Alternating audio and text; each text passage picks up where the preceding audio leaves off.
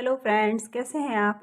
उम्मीद करती हूँ अच्छे होंगे और अच्छे से अपना अध्ययन भी कर रहे होंगे। तो फ्रेंड्स, जो हिंदी साहित्य का इतिहास आचार्य रामचंद्र शुक्ल का हम लोग पढ़ रहे थे, उसमें प्रकरण 1 के अंतर्गत सामान्य परिचय और प्रकरण 2 के अंतर्गत हम लोगों ने अपभ्रंश काव्य को पढ़ा था। तो इसी के अंदर आदिकाल के अंदर ही प्रकरण 3 के अंतर्गत अब हम देश भाषा काव्य को पढ़ेंगे।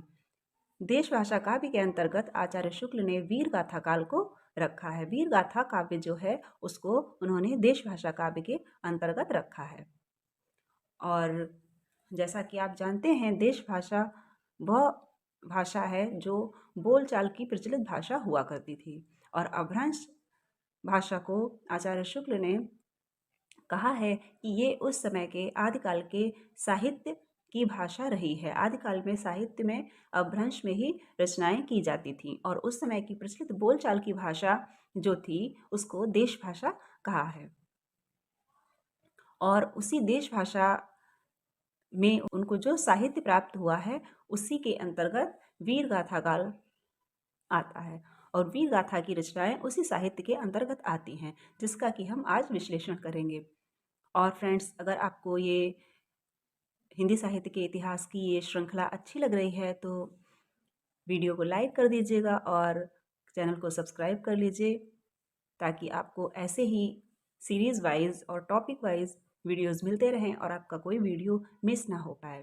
और फ्रेंड्स, अपना फीडबैक ज़रूर दिया करिए, जिससे कि हमको पता चलता है आपको ये श्रृंखला कैसी लग रही है और आप इसमें और क्या चाहते हैं, और इससे काफ़ी मोटिवेशन भी मिलता है।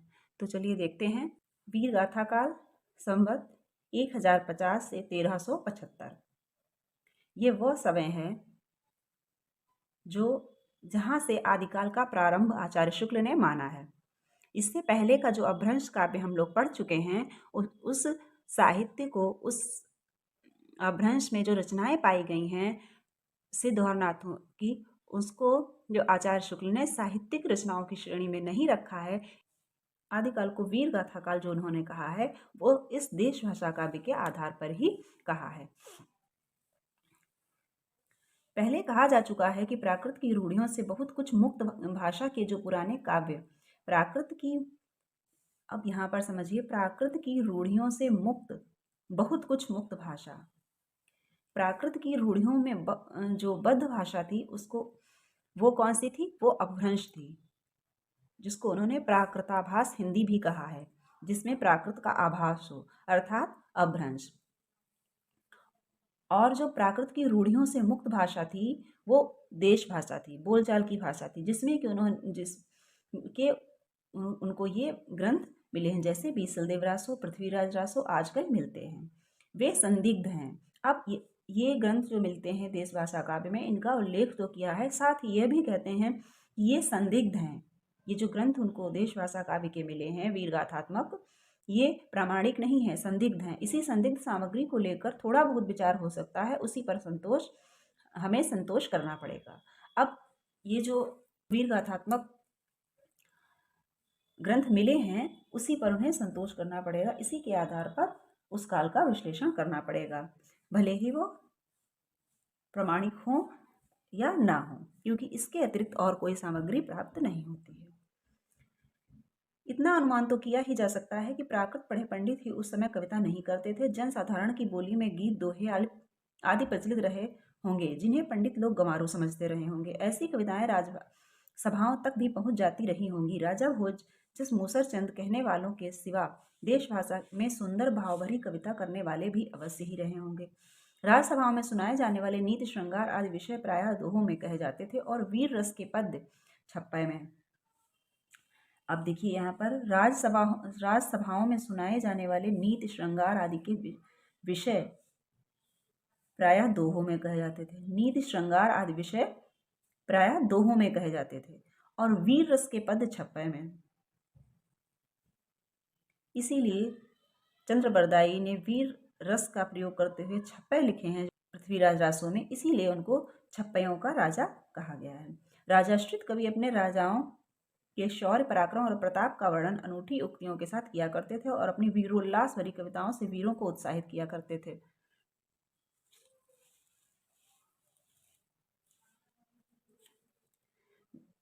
और अपनी वीरोल्लास भरी कविताओं से वीरों को उत्साहित किया। ऐसे राजाश्रित कवियों की रचनाओं में रक्षित रहने का अधिक सुविधा था। अब इसका अर्थ है कि जो राजाश्रित कवि हुआ करते थे वो वीरोल्लास भरी कविताएं राजसभा में सुनाया करते थे। ऐसे राजाश्रित कवियों की रचनाएं जो जनसाधारण की रचनाएं थीं, जैसे वो पद्य गाते थे या बनाते थे, उनको गाते थे, तो वो रक्षित नहीं रह पाती थी। कोई वो लिखित साहित्य में नहीं आती थी, वो उनको लिखते नहीं थे। किंतु जो राजाश्रित कवि थे वो राजसभाओं में जो सुनाया करते थे वो रक्षित रहता था, वो सुरक्षित रह जाता था। क्यों रह जाता था? और भट्टाचारण जीविका के विचार से उन्हें अपने उत्तराधिकारियों के पास छोड़ जाते थे।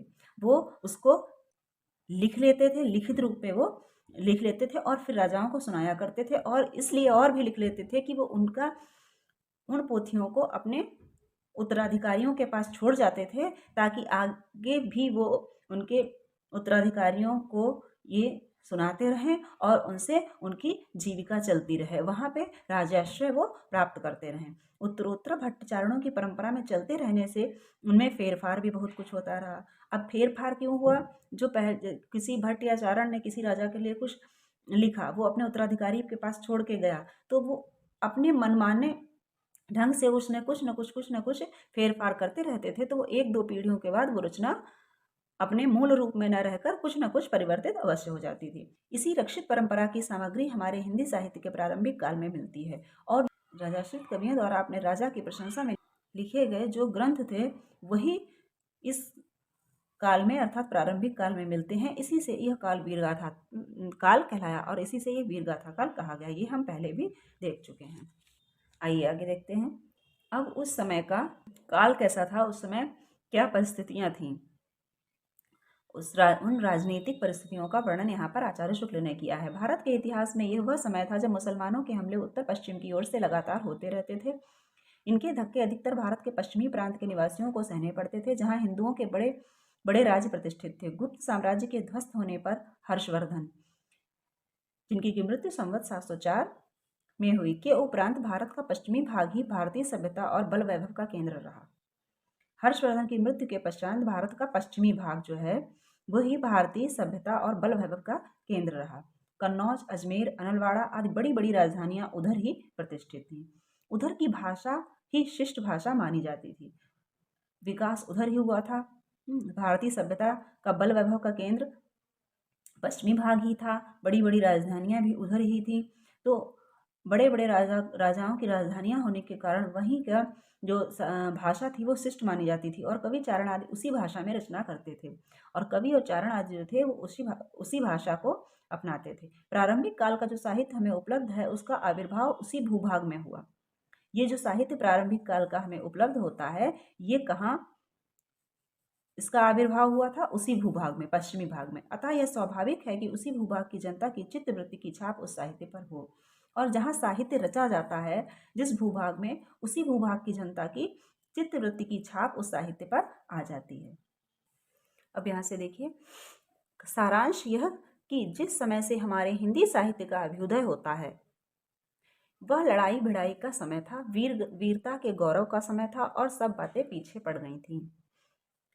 सारांश ये, अब सार रूप में वो कहते हैं कि जिस समय हमारे साहित्य का अभ्युदय हो रहा था वह अगर प्रमुख रूप से देखा जाए तो लड़ाई भिड़ाई का समय था, वीरता और अपना गौरव प्रदर्शन का समय था, और यही बात प्रमुख रूप से सामने दिखाई देती हैं, जबकि सारी बातें पीछे थीं। और अजमेर बसाने वाले अजय देव ने मुसलमानों को परास्त किया। अजय देव के पुत्र अर्णोराज के समय में मुसलमानों की सेना फिर पुष्कर की घाटी लांघकर उस स्थान पर जा पहुंची जहां अब आना सागर है। अर्णोराज ने उस सेना का संहार कर बड़ी भारी विजय प्राप्त की। अब आप सोच रहे होंगे इसमें क्या इम्पोर्टेंट है, ये क्यों बता रहे हैं, लेकिन यहाँ पर देखिए, इसको ध्यान से देखिएगा। वहां म्लेच्छ मुसलमानों का रक्त गिरा था, इससे उस स्थान को अपवित्र मानकर वहां अर्णोराज ने एक बड़ा तालाब बनवा दिया जो आना सागर कहलाया। अजय देव के पुत्र कौन थे? अर्णोराज। ये केवल आप ध्यान में रखिए। आना सागर किसने बनवाया? अर्णोराज ने, जिनको कि आना कहा जाता था, इसीलिए उस तालाब का नाम आना सागर रखा गया। अब आप यहाँ पर आइए, जब आप ये पैरा देखेंगे तब आपको समझ में आएगा कि ये क्यों बताया गया। आना के पुत्र बीसल देव, अब आप यहाँ पर देखेंगे कि आना के पुत्र बीसल देव अर्थात विग्रहराज चतुर्थ, जिनको कि बीसल देव रासों में वर्णित किया गया है, जिनके विषय में हम बीसल देव रासों में पढ़ते हैं, वही बीसल देव जो हैं वो आना के पुत्र थे, अर्थात अर्णोराज के पुत्र कौन थे? बीसल देव, विग्रहराज चतुर्थ। और इसको आप इसलिए ध्यान में रखिए कि एक बार पूछा जा चुका है चंद्रवरदाई के ग्रंथ पृथ्वीराज रासों में पृथ्वीराज के पिता का क्या नाम था। तो हो सकता है कभी ये भी प्रश्न बन सकता है कि बीसल देव के पिता का नाम क्या था। वर्तमान किशनगढ़ राज्य के मुसलमानों की सेना चढ़ाई, जिसे परास्त कर बीसल देव आर्यावर्त मुसलमानों को निकालने के लिए उत्तर की ओर बढ़ा। तो यहाँ पर बीसल देव का आपने देखा। अब यहाँ देखिए, शहाबुद्दीन गोरी की पृथ्वीराज पर पहली चढ़ाई संवत 1247 के पहले भी गोरियों की सेना ने नाडौल पर धावा कर दिया। अब यहाँ ये बीसल देव रासो जो ग्रंथ है उसके बारे में बताने से पहले उन्होंने बीसल देव के जो ऐतिहासिक तथ्य रहे हैं उनको बताया। अब यहाँ पर पृथ्वीराज के जो हैं ऐतिहासिक तत्व वो यहाँ पर बता रहे हैं, पर उसे हार कर लौटना पड़ा। इस प्रकार महाराज पृथ्वीराज के मारे जाने और दिल्ली तथा अजमेर पर मुसलमानों का अधिकार हो जाने के पीछे भी बहुत दिनों तक राजपूताने आदि में कई स्वतंत्र हिंदू राजा थे जो बराबर मुसलमानों से लड़ते रहे। इसमें सबसे प्रसिद्ध रणथंभौर के राजा महाराज हम्मीर देव हुए। अब जो हम्मीर रासो आप पढ़ते हैं उसी के महाराजा हम्मीर देव का यहाँ पर जिक्र है। इसमें सबसे प्रसिद्ध रणथंभौर के महाराज हम्मीर देव हुए, जो महाराज पृथ्वीराज चौहान की वंश परंपरा में थे। अब हम्मीर देव किसकी वंश परंपरा में थे? पृथ्वीराज चौहान की। वे मुसलमानों से निरंतर लड़ते रहे, उन्हें कई बार हराया था। सारांश ये कि पठानों के शासनकाल तक हिंदू बराबर स्वतंत्रता के लिए लड़ते रहे। यहाँ तक आपका इम्पोर्टेंट है। अब यहाँ से देखिए, इस वीर गाथा को हम दोनों रूपों में पाते हैं, मुक्तक के रूप में भी और प्रबंध के रूप में भी। फुटकल रचनाओं का विचार छोड़कर, अब फुटकल रचनाएं अर्थात मुक्तक को छोड़कर यहाँ वीर गाथात्मक प्रबंध काव्यों का ही उल्लेख किया जाता है। कुछ न कुछ मुक्तक रचनाओं के रूप में भी वीर गाथात्मक रचनाएं मुक्तक के रूप में मिलती हैं, परंतु उनका उल्लेख यहाँ ना करके सिर्फ यहाँ प्रबंध काव्य का उल्लेख किया गया है। जो प्रबंधात्मक रूप में रचनाएं पाई गई हैं उन्हीं का उल्लेख यहाँ पर है। जैसे यूरोप में वीर गाथाओं का प्रसंग युद्ध और प्रेम रहा, वैसे ही यहाँ भी था। किसी राजा की कन्या के रूप का संवाद पाकर दल बल के साथ चढ़ाई करना और प्रतिपक्षियों को पराजित कर उस कन्या को हर कर लाना वीरों के गौरव और अभिमान का काम माना जाता था। इस प्रकार इन काव्यों में श्रृंगार का भी थोड़ा मिश्रण रहता था, पर गौड़ रूप में प्रधान रस वीर ही रहता था। मेन जो है वीर गाथा में युद्ध और प्रेम रहा। तो किसी न किसी जो कन्या के रूप का संवाद पाकर अर्थात किसी मुख से किसी की कन्या की प्रशंसा सुनकर उस राज्य पर चढ़ाई करना और उसको दल बल के साथ जीत लेना। इस प्रकार ये इसमें वीर रस के साथ श्रृंगार रस का भी थोड़ा मिश्रण रहता था, परंतु श्रृंगार रस गौड़ रूप में था, मुख्य रस वीर ही था। ये वीर गाथाएं दो रूपों में मिलती हैं, प्रबंध काव्य के साहित्यिक रूप में और वीर गीतों बैलेड्स के रूप में। साहित्यिक प्रबंध के रूप में जो प्राचीन ग्रंथ उपलब्ध है वह है पृथ्वीराज रासो। वीर गीत के रूप में हमें सबसे पुरानी पुस्तक बीसल देव रासो मिलती है। दो प्रकार की वीर गाथात्मक रचनाएं मिलती हैं। वीर गाथाएं किस रूप में? एक प्रबंध काव्य साहित्यिक रूप में और वीर गीतों बैलेड्स के रूप में। बैलेड्स, वीर गीतों को ही बैलेड्स कहा जाता है। जैसे कि इंग्लिश लिटरेचर में वर्ड्सवर्थ की लिखी हुई है लिरिकल बैलेड्स, तो उसी प्रकार से यहाँ पर वीर गीत हिंदी साहित्य में लिखे गए थे। वीर गीत के रूप में हमें वीर गीत की सबसे पुरानी पुस्तक कौन सी है, यहाँ से भी इम्पोर्टेंट है। वीर गीत की सबसे पुरानी पुस्तक कौन सी मिली है? बीसल देव रासो मिली है। और साहित्यिक प्रबंध के रूप में सबसे पुराना ग्रंथ है वो है पृथ्वीराज रासो। इसको आप नोट कर लें। यद्यपि उसमें समयानुसार भाषा के परिवर्तन का आभास मिलता है, जो रचना कई 100 वर्षों से लोगों में बराबर गाई जाती रही हो, उसकी भाषा अपने मूल रूप में नहीं रह सकती। इसका प्रत्यक्ष उदाहरण आल्हा है, जिसके गाने वाले प्रायः समस्त उत्तरी भारत में पाए जाते हैं। जो कई 100 वर्षों से जिस गीत या जिस रचना को, जिस ग्रंथ को लोग गाते चले आ रहे हों, उसमें कुछ न कुछ फेर अवश्य होता जाता है, और जो अंतिम रूप से रचना पाई जाती है वो मूल रचना से काफ़ी अलग हो जाती है। यही यहाँ पर कहने का तात्पर्य है। जिस प्रकार आल्हा, जिसके गाने वाले और जिसके उत्तर भारत में जिसके गाने वाले पाए जाते हैं, आल्हा को गाने वाले किस क्षेत्र में पाए जाते हैं, तो उत्तर भारत में आल्हा गाया जाता है। यहाँ पर वीर काल के उन ग्रंथों का उल्लेख किया जाता है जिसकी या प्रतियां मिलती हैं या कहीं उल्लेख मात्र पाया जाता है। अब यहाँ पर किस वीर काल के किन ग्रंथों का उल्लेख है? वो ग्रंथ जिनकी या तो प्रतियां मिली हुई हैं या तो कहीं ना कहीं उनका उल्लेख पाया गया है। ये ग्रंथ रासो कहलाते हैं। कुछ लोग इस शब्द का संबंध रहस्य से बतलाते हैं, पर बीसल देव रासो में काव्य के अर्थ में रसायन शब्द बार बार आया है। शब्द बार बार आया है। कुछ लोग जो है रहस्य से रासों को रहस्य से जोड़कर देखते हैं, परंतु बीसल देव रासो में काव्य के अर्थ में रसायन शब्द का प्रयोग आया है। अतः हमारी समझ में इसी रसायन शब्द से होते होते रासो हो गया है। अब यहाँ पर आचार्य शुक्ल अनुमान लगाते हैं कि जैसा कि काव्य के लिए रसायन शब्द का प्रयोग हुआ हो, तो हो सकता है कि रसायन से होते होते रासो हो गया हो। अब खुमाण रासो संवत 810 और 1000 के बीच में चित्तौड़ के रावल खुमाण नामक के 3 राजा हुए। अब खुमाण रासो के विषय में बताते हैं कि जो चित्तौड़ में रावल खुमाण नाम के 3 राजा हुए। कर्नल टाड ने इनको एक मानकर इनके युद्धों का विस्तार से वर्णन किया है। चित्तौड़ के राजा रावल खुमाण का विस्तार से वर्णन किसने किया है? कर्नल टॉड ने। उनके वर्णन का सारांश यह है कि काल भोज के पीछे खुमाण गद्दी पर बैठा, जिसका नाम मेवाड़ के इतिहास में प्रसिद्ध है, और जिसके समय से बगदाद के खलीफा आलमामू ने चित्तौड़ पर चढ़ाई की। खुमाण की सहायता के लिए बहुत से राजा आए और चित्तौड़ की रक्षा हो गई। खुमाण ने 24 युद्ध किए और विक्रम संवत 869 से 893 तक राज्य किया।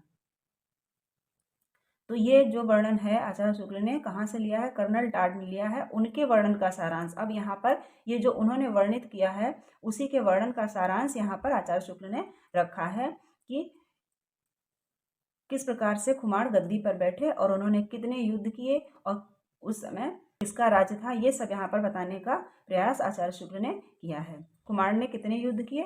24। और कब से कब तक उनका शासनकाल रहा, तो ये यहाँ पर दिया हुआ है। यह समस्त वर्णन दलपति विजय नामक किसी कवि के रचित खुमाण रासो के आधार पर लिखा गया जान पड़ता है।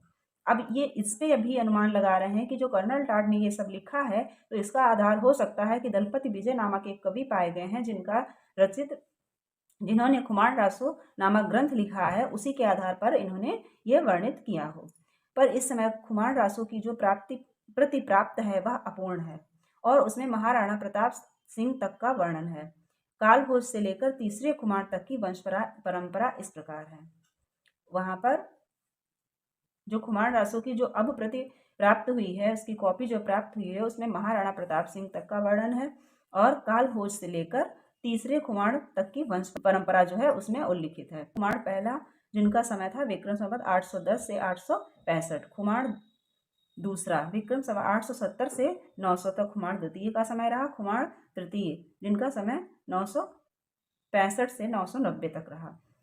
तो ये तीनों खुमाण राजाओं का यहाँ पर उल्लेख और उनके समय के साथ यहाँ पर उनका उल्लेख किया गया है। अतएव यदि किसी खुमाण से अलमामू की सेना से लड़ाई हुई होगी तो उसी के समय पर खुमाण रासो की रचना हुई होगी। यह नहीं कहा जा सकता कि इस समय जो खुमाण रासो मिलता है उसमें कितना अंश पुराना है। उसमें महाराणा प्रताप सिंह तक का वर्णन मिलने से यह निश्चित रूप से कहा जा सकता है कि जिस रूप में यह ग्रंथ अब मिलता है वह उसे विक्रम संवत की 17वीं शताब्दी में प्राप्त हुआ होगा। उसमें महाराणा प्रताप सिंह का वर्णन मिलने से क्या निश्चित हो गया कि जिस रूप में यह ग्रंथ अब मिलता है वह उसे विक्रम संवत की 17वीं शताब्दी में प्राप्त हुआ होगा। जो ग्रंथ है वो विक्रम की 17वीं शताब्दी में प्राप्त हुआ होगा। अब शिव सिंह सरोज का उल्लेख करते हुए लिखते हैं कि शिव सिंह सरोज के कथनानुसार एक अज्ञात नामा भाट ने खुमान रासो नामक काव्य ग्रंथ लिखा था, जिसमें श्री रामचंद्र से लेकर खुमान तक के युद्धों का वर्णन था।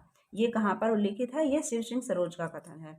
यह नहीं कहा जा सकता कि दलपति विजय असली खुमान रासो का रचयिता था अथवा उसके पिछले परिशिष्ट का। अब यहाँ पर ये भी संदेह है कि दलपति विजय जो खुमान रासो के रचनाकार माने जाते हैं, वो असल में इसके रचनाकार हैं भी या नहीं। इसी सब संदिग्धता के कारण इस पूरे साहित्य को आचार्य शुक्ल ने संदिग्ध साहित्य की श्रेणी में रखा है, क्योंकि इसका कोई प्रामाणिक आधार प्राप्त नहीं हुआ है। नंबर 2, बीसल देव रासो। बीसल देव रासो जो कि नरपति लाल द्वारा रचित है। नरपति लाल कवि विग्रहराज चतुर्थ उपनाम बीसल देव, विग्रहराज चतुर्थ जिनका कि उपनाम था बीसल देव, पहले आप पढ़ चुके हैं, जिनके पिता का नाम था अर्णोराज, का समकालीन था। नरपति लाल जो है वो विग्रहराज चतुर्थ जिनका उपनाम था बीसल देव का समकालीन था। कदाचित यह राजकवि था, हो सकता है कि ये राजकवि हो। इसने बीसल देव रासो नामक एक छोटा सा ग्रंथ लिखा, कितने पृष्ठों का? 100 पृष्ठों का, जो वीर गीत के रूप में है। ग्रंथ में निर्माण काल यूं दिया गया है। अब यहाँ पर निर्माण काल के संबंध में ये दिया गया है, 1272 मझार जेठ वधी नवमी बुधवार, नाल रसायन आरंभई शारदा तूठी ब्रह्म कुमार। अब इसी नाल रसायन आरंभई, नाल कवि जो है रसायन आरंभ करता है, अर्थात काव्य का आरंभ करता है, तो रसायन का अर्थ यहाँ पर काव्य से लिया गया है। इसी से आचार्य शुक्ल ने कहा है कि हो सकता है इसी रसायन से चलते चलते आगे रासो हो गया हो। 12 से 72 का स्पष्ट अर्थ है 1212। बहोत्तर शब्द बरहोत्तर, द्वादशोत्तर का रूपांतर है, अतः 12 से 72 का अर्थ द्वादशोत्तर 12 से अर्थात 1212 होगा। ये गणना यहाँ पर की गई। गणना करने पर विक्रम संवत 1212 में ज्येष्ठवधी नवमी बुधवार को ही पड़ता है। जैसे इन्होंने जेठ की नवमी बुधवार का दिन वर्णित किया है, अगर इसको निकाला जाए तो विक्रम संवत 1212 में भी बुधवार नवमी के दिन बुधवार ही पड़ता है। कवि ने अपने रासों में सर्वत्र वर्तमान काल का ही प्रयोग किया है, जिससे वह बीसल देव का समकालीन जान पड़ता है। जब इन्होंने यह लिखा तो वर्तमान काल का ही प्रयोग किया है, तो हो सकता है कि विग्रहराज चतुर्थ के समय में उनके समकालीन हों। विग्रहराज चतुर्थ का समय 1220 के आसपास है। उसके शिलालेख भी संवत 1210 और 1220 के आसपास प्राप्त हैं। बीसल देव में 4 खंड हैं। ये लगभग 2000 चरणों में समाप्त हुआ है। इसकी कथा का सार यूं है। अब यहाँ उन्होंने बीसल देव की कथा का सार भी प्रस्तुत किया है। खंड इसके 4 खंड हैं, और चारों खंडों में क्या क्या वर्णन दिया गया है वो यहाँ पर बताते हैं। खंड 1 में क्या है? मालवा के भोज परमार की पुत्री राजमती से सांभर के बीसल देव का विवाह होता है। तो यहाँ पर नायक तो आप सब जानते हैं, बीसल देव के नाम से ही बीसल देव, और नायिका राजमती। पहले खंड में क्या है? ये जो राजमती है मालवा के भोज परमार की पुत्री, इनका विवाह बीसल देव से होता है। खंड 2 में है बीसल देव का राजमती से रूठकर उड़ीसा की ओर प्रस्थान करना तथा वहां 1 वर्ष रहना। बीसल देव राजमती से रूठकर उड़ीसा जाते हैं और वहां 1 वर्ष तक रहते हैं। ये क्वेश्चन भी पूछा जा चुका है कि राजमती से रूठकर बीसल देव कहाँ जाते हैं, तो ये भी आप इम्पोर्टेंट लगा लीजिए, तथा कितने वर्ष तक वहां रहते हैं, 1 वर्ष तक वहां रहें। फिर तीसरा खंड है राजमती का विरह वर्णन तथा बीसल देव का उड़ीसा से लौटना। ये तीसरे खंड में है। चौथे खंड में है भोज का अपनी पुत्री को अपने घर ले जाना तथा बीसल देव का वहां जाकर राजमती को फिर चित्तौड़ लाना। ये चौथे खंड में वर्णित है। तो यहाँ पर संक्षिप्त में चारों खंडों का वर्णन दिया गया है। दिए हुए संवत के विचार से कवि अपने नायक का समसामयिक जान पड़ता है, पर वर्णित घटनाएं विचार करने पर बीसल देव के बहुत पीछे की लिखी जान पड़ती हैं, जबकि उनके संबंध में कल्पना की गुंजाइश हुई होगी। ये घटनात्मक काव्य नहीं है, वर्णनात्मक काव्य है। अब यहाँ पे भी टिक कर लीजिए, बीसल देव रासो एक घटनात्मक काव्य नहीं है, जबकि वर्णनात्मक काव्य है। इसमें 2 ही घटनाएं हैं। इसमें आचार्य शुक्ल ने 2 ही घटनाएं प्रधान मानी हैं। एक तो बीसल देव का विवाह और उनका उड़ीसा जाना। इनमें से पहली बात तो कल्पना प्रसूत प्रतीत होती है। बीसल देव से 100 वर्ष पहले ही धार के प्रसिद्ध परमार राजा भोज का देहांत हो चुका था। जब धार के प्रसिद्ध राजा भोज का देहांत हो चुका था 100 वर्ष पहले ही बीसल देव से, तो उनकी पुत्री का विवाह बीसल देव से कैसे हो सकता है? तो ये संदिग्धता के दायरे में आ गया। तो इसीलिए आचार्य शुक्ल ने इसका जो पहली बात जो बीसल देव का विवाह होना है, ये कल्पना प्रसूत मानी है कि काल्पनिक है, ये इसका कोई ठोस आधार, ऐतिहासिक आधार नहीं मिला है। अतः उनकी कन्या के साथ बीसल देव का विवाह किसी पीछे के कवि की कल्पना ही प्रतीत होती है। उस समय मालवा में भोज नाम का कोई राजा नहीं था। बीसल देव की एक परमार वंश की रानी थी। ये बात परंपरा से अवश्य प्रसिद्ध चली आती है, क्योंकि इसका उल्लेख पृथ्वीराज रासो में भी है। कौन सी? बीसल देव की एक परमार वंश की रानी थी। ये तो चली आती बात है, प्रसिद्ध चली आती, क्योंकि इसका उल्लेख पृथ्वीराज रासो में भी है कि बीसल देव की एक परमार वंश की रानी थी। अब वो राजा भोज की कन्या थी, ये संदिग्ध है। इसी बात को लेकर पुस्तक में भोज का नाम रखा हुआ जान पड़ता है, अथवा ये हो सकता है कि धार के परमारों की उपाधि ही भोज रही हो और उस आधार पर इन्हीं में से किसी की कन्या के साथ बीसल देव का विवाह हुआ हो। परमार कन्या के संबंध में कई स्थानों पर जो वाक्य आते हैं, उन पर ध्यान देने से ये पुष्ट होता है कि राजा भोज का नाम कहीं पीछे से ना मिलाया गया हो। जैसे कि यहाँ पर आचार्य शुक्ल ने उद्धरण दिए हैं, जननी गोरी तू जैसलमेर, गोरड़ी जैसलमेर की। आबू के परमार भी राजपूताने में फैले हुए थे, अतः राजमती का उनमें से किसी सरदार की कन्या होना भी संभव है। ये भी संभावना है कि वह किसी सरदार की कन्या हो। पर भोज के अतिरिक्त और भी नाम इस प्रकार जोड़े हुए मिलते हैं, जैसे माघ, अचारज, कवि कालिदास, इस प्रकार की जो हैं वो नाम जोड़े हुए मिलते हैं। जैसा पहले कहे आए हैं कि अजमेर के चौहान राजा बीसल देव बड़े वीर और प्रतापी थे। उन्होंने मुसलमानों के विरुद्ध कई चढ़ाइयाँ की और कई प्रदेशों को मुसलमानों से खाली कराया। दिल्ली और हाँसी के प्रदेश इन्हीं ने अपने राज में मिलाए। इनके वीर चरित्र का बहुत कुछ वर्णन इनके राजकवि सोमदेव रचित ललित विग्रहराज नाटक संस्कृत में है। इनके वीर चरित्रों का जो वर्णन है वो कहाँ पर पाया जाता है? जो इनके राज कवि थे सोमदेव, सोमदेव ने ललित विग्रहराज में इनके जो वीर चरित्र था उसका वर्णन किया है। जो ललित विग्रहराज नाटक जो संस्कृत में लिखा है और जिसके रचनाकार हैं सोमदेव, उसमें से इनकी वीरता की बहुत सी घटनाएं मालूम होती हैं, जिसका कुछ अंश बड़ी बड़ी शिलाओं पर खुदा हुआ मिला है और राजपूताना म्यूजियम में सुरक्षित है। पर नाल के इस बीसल देवरासों में जैसा कि होना चाहिए था, न तो उक्त वीर राजा की ऐतिहासिक चढ़ाइयों का वर्णन है और न उसके शौर्य पराक्रम का, परंतु जिस जिस प्रकार इन्होंने सोमदेव ने वर्णित किया है इनकी वीरता, उस प्रकार की नाल कवि ने कहीं भी वर्णित नहीं की है।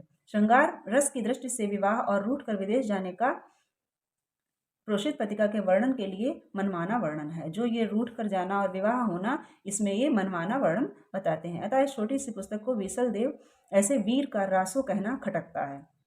जो बीसल देव है उनका रासो कहना इस पुस्तक को खटकता है, क्योंकि उनकी वीर गाथा का कोई वर्णन इस पुस्तक में नहीं है। पर जब हम देखते हैं कि यह कोई काव्य ग्रंथ नहीं है, केवल गाने के लिए इसे रचा गया है, तो बहुत कुछ समाधान हो जाता है। जब ये देखते हैं कि ये वीर गीत प्रकार का एक है जिसमें कि जो गाने के लिए केवल रचा गया है, ये प्रशस्त परक ग्रंथ नहीं जान पड़ता है, तो ये इसका बहुत कुछ समाधान हो जाता है। अब इसकी भाषा देखिए, भाषा की परीक्षा करके देखते हैं तो वह साहित्यिक नहीं है। अब इसकी भाषा भी साहित्यिक नहीं है, राजस्थानी है। जैसे सूकड़ छह सूखता है, पाटड़ थी, पाटन से भोजन तड़ा भोज का, इस प्रकार के उदाहरण से यहाँ पर समझाने का प्रयास किया है। इस ग्रंथ से एक बात का आभास अवश्य मिलता है, वह यह कि शिष्ट काव्य भाषा में ब्रज और खड़ी बोली के प्राचीन रूप का ही राजस्थान में व्यवहार होता था। साहित्य की सामान्य भाषा हिंदी ही थी, जो पिंगल भाषा कहलाती थी। अब इसकी भाषा क्या है कि काव्य भाषा ब्रज और खड़ी बोली के प्राचीन रूप का राजस्थान में व्यवहार होता था। बीसल देव के बीच बीच में सामान्य भाषा हिंदी थी, जो पिंगल भाषा कहलाती थी। बीसल देव में बीच बीच में बराबर इस साहित्यिक भाषा कौन सी? हिंदी को मिलाने का प्रयत्न दिखाई पड़ता है। भाषा की प्राचीनता पर विचार करने पर यह बात ध्यान रखनी चाहिए कि गाने की चीज होने के कारण इसको भाषा में समयानुसार, अब यहाँ पर ये बताने का प्रयत्न कर रहे हैं कि जिस प्रकार ये वीर गीत है तो ये गाने में प्रचलित रहा होगा, गाते होंगे इसको लोग, तो लोगों की कुछ न कुछ भाषा भी इसमें मिश्रित होती रही, तो जो प्रति मूल रूप से पाई जाती थी और बाद की प्रतियों में बहुत कुछ फेर होना संभव है। अब इतना इसका वर्णन बताने के बाद आचार्य शुक्ल कहते हैं, उपर्युक्त विवेचनों के अनुसार यह पुस्तक न तो वस्तु के विचार से और न भाषा के विचार से अपनी असली और मूल रूप में कही जा सकती है। राय बहादुर पंडित गौरी शंकर हीराचंद ओझा ने इसे हमीर के समय की रचना कहा है। अब यहाँ भी आप इम्पोर्टेंट लगा लीजिए कि बीसल देवरासो को हमीर के समय की रचना किसने कहा है? पंडित गौरी शंकर हीराचंद ओझा ने इसे हमीर देव के समय की रचना माना है। यह नरपत नाल की पोथी का विकृत रूप अवश्य है, जिसके आधार पर हम भाषा और साहित्य संबंधी कई तथ्यों पर पहुंचते हैं। ध्यान देने की बात की पहली बात है राजपूताने के एक भाट का अपनी राजस्थानी में हिंदी का मेल करना, जैसे माती का आखा किया, चंदन काठ का मांडवो। ये उदाहरण देके आचार्य शुक्ल ने इस बुक जो प्रति इसकी प्राप्त हुई है उससे यहाँ पर उदाहरण दिए हैं। इससे यह सिद्ध हो जाता है कि प्रादेशिक बोलियों के साथ साथ ब्रज या मध्य देश की भाषा का आश्रय लेकर एक सामान्य साहित्यिक भाषा भी स्वीकृत हो चुकी थी, जो चारणों में पिंगल भाषा के नाम से पुकारी जाती थी। ब्रज या मध्य देश की भाषा का आश्रय लेकर एक भाषा भी चली थी जिसमें कि साहित्य की रचना होने लगी थी, जो साहित्य रचना के लिए स्वीकृत की जा चुकी थी और जो चारणों में पिंगल भाषा के नाम से पुकारी जाती थी। अपभ्रंश के योग से शुद्ध राजस्थानी भाषा का जो साहित्यिक रूप था वह डिंगल कहलाता था। अपभ्रंश के योग से और जो ब्रज के योग से बना वो क्या कहलाया? पिंगल, जो कि चारणों में जिसमें कि बीसल देवरासों की रचना हुई है। अब अपभ्रंश के योग से शुद्ध राजस्थानी भाषा का जो साहित्यिक रूप था वह डिंगल कहलाता था। हिंदी साहित्य के इतिहास में केवल पिंगल भाषा में लिखे हुए ग्रंथों का ही विचार कर सकते हैं। दूसरी बात जो कि साहित्य के संबंध रखती है, वीर और श्रृंगार का मेल है। दूसरी जो साहित्य से संबंध रखने वाली बात इस ग्रंथ में है वो ये है कि वीर और श्रृंगार का मेल।